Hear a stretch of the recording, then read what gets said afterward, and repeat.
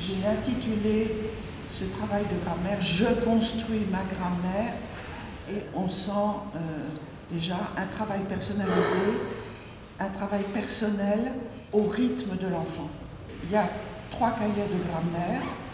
Le premier cahier permet une approche, je dirais, en douceur, c'est-à-dire pour des enfants jeunes, mais aussi pour des adolescents complètement découragés qui disent « moi la grammaire c'est pas pour moi, j'y comprendrai jamais rien », ou pour des adultes étrangers ou qui veulent reprendre leurs études et qui ne savent plus, ou des parents aussi. Il y a des parents qui m'ont demandé d'acheter le cahier pour reprendre la grammaire, pour pouvoir aider leurs enfants.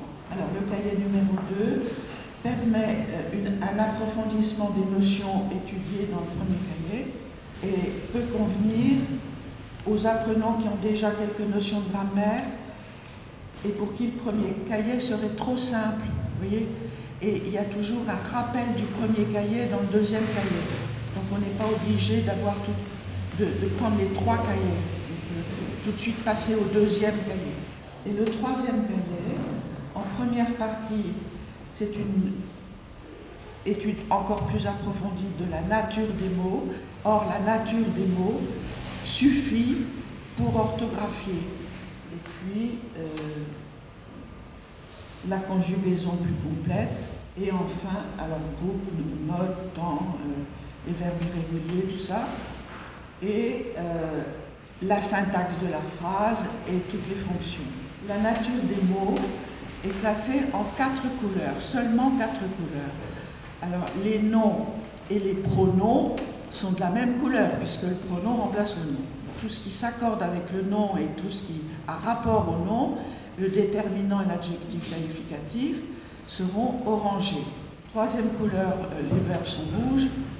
Et 4e couleur, tout ce qui est invariable, préposition, adverbe, conjonction, c'est vert.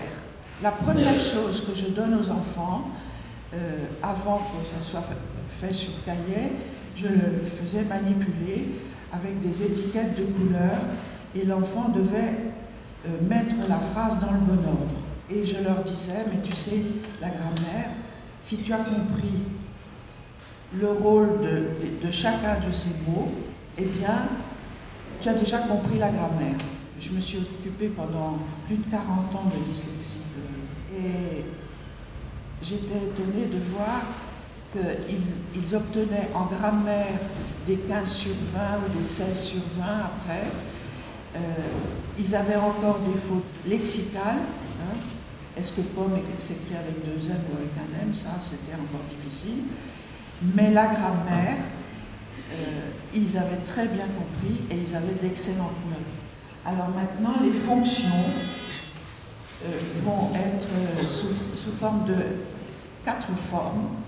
Donc il y a 4 couleurs et 4 formes. Et avec ces 4 couleurs et ces 4 formes, nous allons depuis le début de la grammaire, c'est-à-dire le CE1, jusqu'en 3e pratiquement. Donc le sujet sera rond, ensuite la famille des triangles et des compléments d'objets, et la famille des circonstanciels, c'est un rectangle, et le verbe est un carré rouge. En résumé, cette symbolique permet de présenter une grammaire à des parts concrets, accessible aux élèves en difficulté d'apprentissage, de comprendre la formation de la phrase, la richesse de la syntaxe, parce qu'on peut jouer avec des quantités de possibilités de jeu avec ça, d'ordonner ses connaissances et d'en garder la trace, et d'améliorer l'expression écrite. Le 4e cahier, bon, je n'en parle pas plus, mais une fois que j'ai fini les 3 premiers, je me suis dit, mais ça ne sert à rien de savoir la grammaire si on n'a pas envie d'écrire. Donc j'ai fait un 4e cahier, je construis mes rédactions.